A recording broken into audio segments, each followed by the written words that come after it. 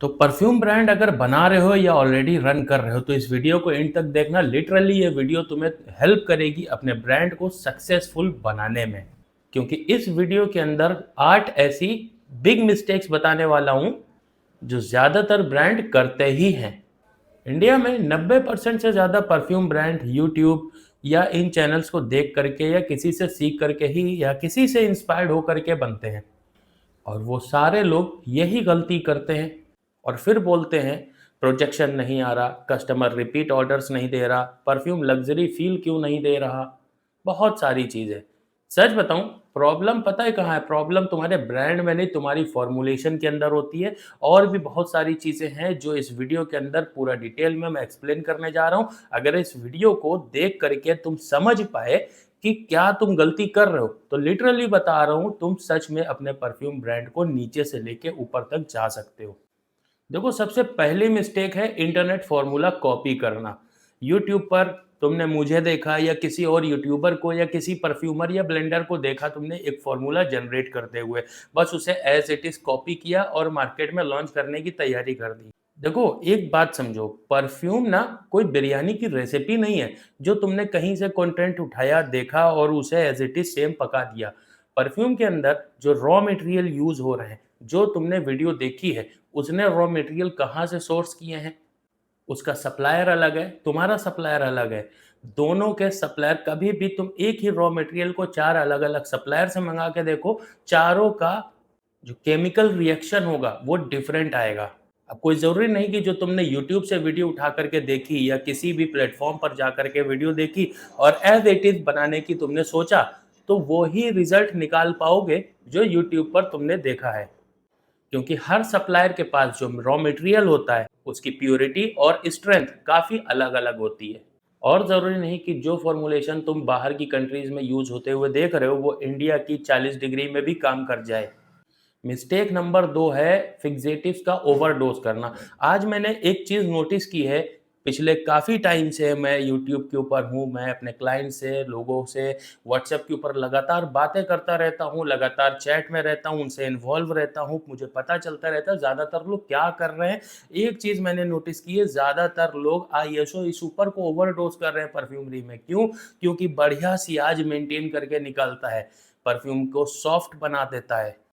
अब आईएसओ इस ऊपर के साथ लॉन्जेविटी के लिए कोई गैलेक्सोलाइड मिलाता है, कोई एम्ब्रोक्सन मिलाता है, कोई उसे और ज़्यादा शार्प बना देता है हेडियोन मिला के, कोई एक्वेटिक के साइड पे जा रहा है हेलियोनाल मिला करके। ये सारी चीज़ें हो रही हैं, पर बेस क्या है? आईएसओ इस ऊपर का ओवरडोज, जिससे क्या होता है कि परफ्यूम तुम्हारा पूरा पेंसिल वुड जैसा लगने लग जाता है।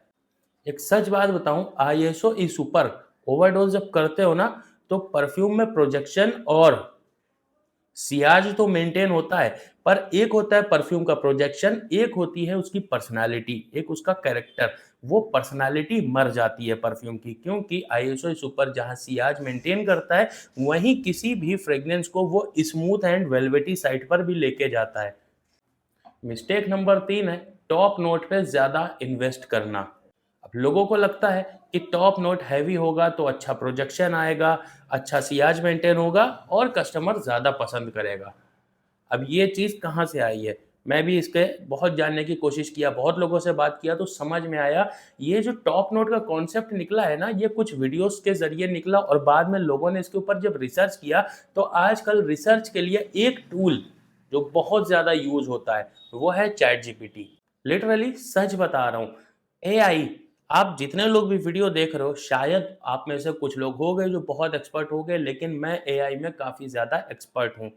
मैंने काफ़ी वेरिएशंस में एजुकेशन हासिल की है, जिसमें मेरा बैकग्राउंड एक इस फील्ड से भी जुड़ा हुआ है, जिसकी वजह से मैं इसमें काफ़ी ज़्यादा एक्सपर्ट हूँ। पर मैं सच बता रहा हूँ, इतना हैवीली यूज़ करने के बाद आज तक ऐसा नहीं हुआ कि किसी भी एआई का एक भी फॉर्मूला सही से काम किया हो। तो अब ये जो टॉप नोट बढ़ाने वाली बात है, लोग जाते हैं एआई पे, एआई से पूछते हैं कैसे बढ़ाएं, तो एआई हमेशा आपको जवाब देगा टॉप नोट एक्वेटिक के लिए हेलियोनाल, इसके लिए हेडियोन। जो टॉप नोट लाइट मॉलिक्यूल वाले सिंथेटिक फिक्सेटिव हैं, उनको ऐड कराएगा आपसे आपके फॉर्मूले के अंदर ज़्यादा से ज़्यादा।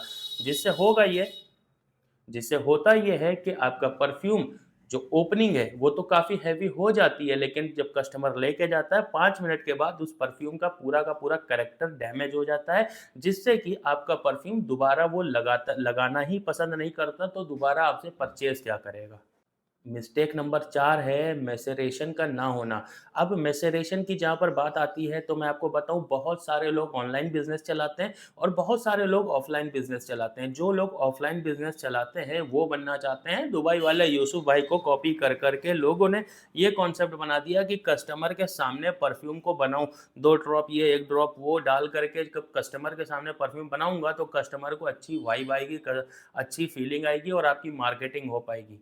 सच बताऊँ ये सारी बातें सच हैं, पर इसे सही से किया जाए तो।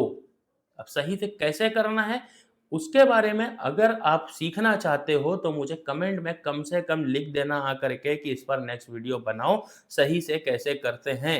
या कमेंट में लिखो आकर के यूसुफ भाई, कम से कम 20 कमेंट आएँगे तो मैं इसके ऊपर डिटेल वीडियो लेकर के आऊँगा। क्योंकि जो तुम्हें दिखता है वो और जो रियलिटी है, वो एक दूसरे से काफ़ी ज़्यादा अलग होती है। देखो सीधी-सी बात है, जब भी एक केमिकल दूसरे केमिकल के साथ मिलता है, तो उसे रेस्ट चाहिए। उसके जो अंदर के छोटे-छोटे मॉलिक्यूल्स हैं, वो आपस में मिलेंगे, रिएक्शन करके कुछ बनेंगे। उसके इस प्रोसेस के लिए एक टाइम पीरियड लगता है, ये फ़ौरन नहीं होता। इस बात को समझो, चाहे आप परफ्यूम ऑयल और एथेनॉल को ही क्यों ना मिला रहे हो, वो भी मैसेरेशन का टाइम माँगता है। मिस्टेक नंबर 5, यूट्यूब पर या किसी भी प्लेटफ़ॉर्म पर गए, देखा, समझा, समझ में आया कि एक ऐसा केमिकल है गैलेक्सोलाइट, जिसे किसी भी परफ्यूम के अंदर ऐड कर दो, जितना ज़्यादा ऐड करो उतना ज़्यादा परफ्यूम लॉन्ग लास्टिंग। 5 मिनट में चलने वाला परफ्यूम को 3 दिन तक चला सकता है, नो डाउट चला सकता है, पर ये परफ्यूम को क्लासी नहीं, डिटर्जेंट बना देता है। इसलिए सस्ते मस्क का यूज़ करोगे तो परफ्यूम खराब तो होगा ही।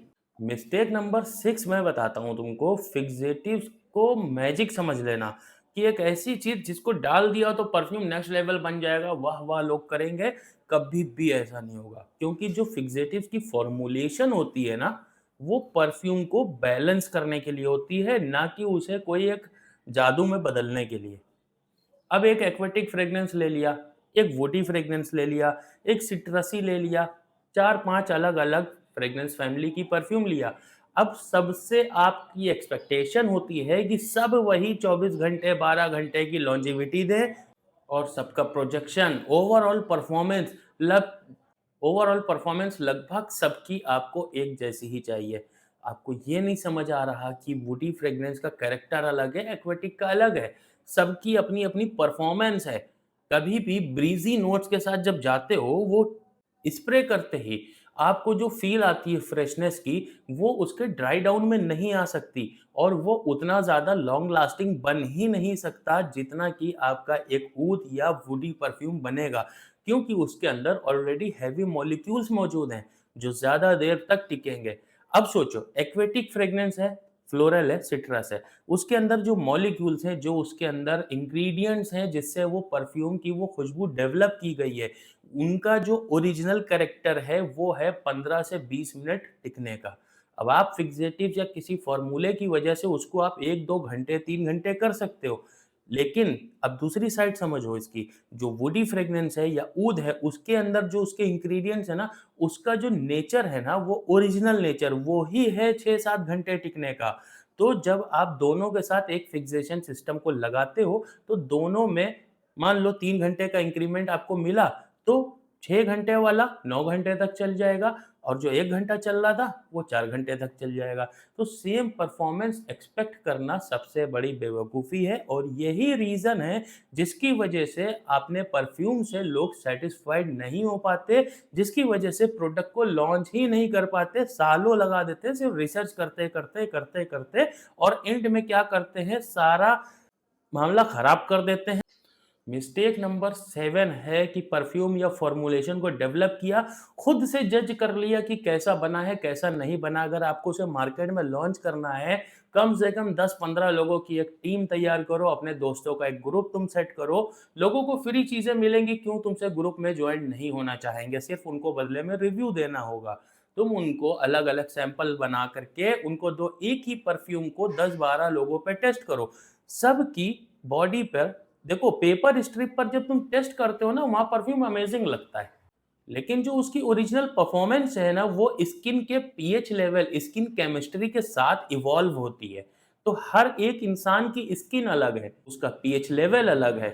तो हर एक के साथ में एक ही फ्रेग्रेंस एक जैसा काम नहीं करती। तो इसलिए कई लोगों का ग्रुप बनाओ, टेस्ट करो, उसके बाद समझो कि ज़्यादा लोगों को कौन-सी फ्रेग्रेंस पसंद आ रही है, भले वो आपको ना पसंद हो, उसे ही लॉन्च करो। 8वीं और सबसे डेंजरस मिस्टेक, सपोज करो आपका फॉर्मूला परफेक्ट है, आपका परफ्यूम परफेक्ट है, आपका फिक्सेशन सिस्टम परफेक्ट है, आपकी पैकेजिंग परफेक्ट है, आपकी प्रेजेंटेशन परफेक्ट है, पर एक गलती, आपने मार्केट में आप अपने प्रोडक्ट को लेके आए, लेकिन उसको किसी इमोशन के साथ नहीं जोड़ा, उसके साथ में कोई केमिस्ट्री बिल्ड नहीं की, उसके साथ में कोई स्टोरी नहीं क्रिएट की, लोगों को इमोशनली उसके साथ कनेक्ट नहीं किया, और आप ऐसे ही अपने प्रोडक्ट को मार्केट में लेके आ गए सेल करने के लिए।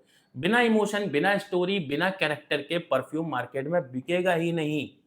और इसी के अंदर एक मिस्टेक और मैं ऐड करता जाता हूँ लास्ट में, कि परफ्यूम का नाम कुछ दिया, उसकी स्टोरी कुछ बनाई, सब कुछ मिसमैच है। परफ्यूम की पैकेजिंग आपकी स्टोरी को जस्टिफाई नहीं कर रही, परफ्यूम का नाम आपकी स्टोरी को जस्टिफाई नहीं कर रहा, या फिर परफ्यूम की पैकेजिंग अच्छी है, उसका नाम उसे जस्टिफाई कर रहा है, पर आपकी स्टोरी अलग है। इन सब के बीच एक कनेक्शन होना चाहिए, आपकी बॉटल, आपका बॉक्स, आपका परफ्यूम का नाम और आपकी स्टोरी, जिससे कि लोग आपसे इमोशनली कनेक्ट हो पाएँ, आपके प्रोडक्ट को लोग पसंद कर पाएँ और आगे उस पे रिपीट कस्टमर आ पाए। जब तक रिपीट कस्टमर आपको नहीं मिलेगा, जब तक आपका परफ्यूम ब्रांड सक्सेस नहीं हो सकता। आप कितना भी मेटा पे पैसा खर्चा कर लो, चाहे जहाँ कर लो, नहीं होगा तो नहीं होगा। ये बात नोट कर लेना। अब एक ब्रांडेड परफ्यूम में और जो एक नया बंदा मार्केट में लॉन्च कर रहा है परफ्यूम ब्रांड, उन दोनों में डिफरेंस क्या है? क्या एक ब्रांडेड परफ्यूम ज़्यादा बेटर है? ज़्यादा हाई क्वालिटी का है? बिल्कुल भी नहीं। ये सारी चीज़ें करने में भी पैसा लगता है। वो ब्रांड वो चीज़ें कर पा रहा है, आप नहीं कर रहे हो, ये रीज़न बनाता है आपको उससे अलग। इस कनेक्शन को समझो। यही रीज़न है कि एक नया ब्रांड मार्केट में लॉन्च होता है और लॉन्च होते ही वो सीधे ऊपर निकल जाता है। आप लोग सब देखते रहते हो, बहुत लोग देखते रहते हैं कि ये तो अभी 4 दिन का आया हुआ ब्रांड है, इतनी हाइप कैसे बन गई?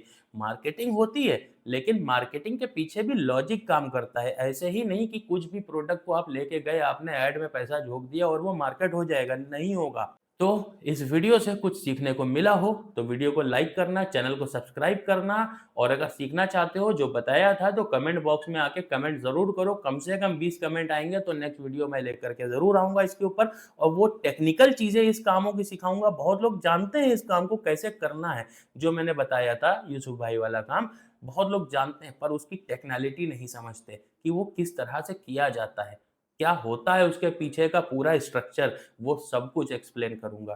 तो वीडियो को लाइक करके चैनल को सब्सक्राइब करो। मिलूँगा किसी नेक्स्ट वीडियो में। बाय।